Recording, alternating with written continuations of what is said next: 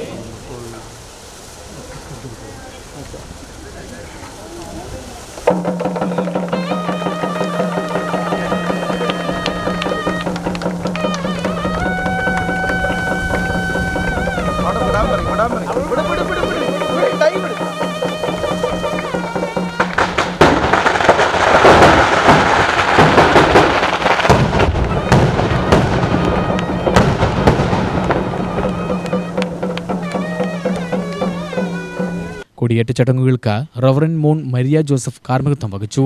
രൂപത മെട്രോ അന്തോണി സ്വാമി പീറ്റർ തിരുനാളാഘോഷത്തിന് മുഖ്യ കാർമ്മികത്വം വഹിക്കും. കൊടിയേറ്റ നാൾ മുതൽ തിരുനാൾ ആഘോഷം വരെ ദിവ്യബലി, കുർബാന എന്നിവ ഉണ്ടായിരിക്കും.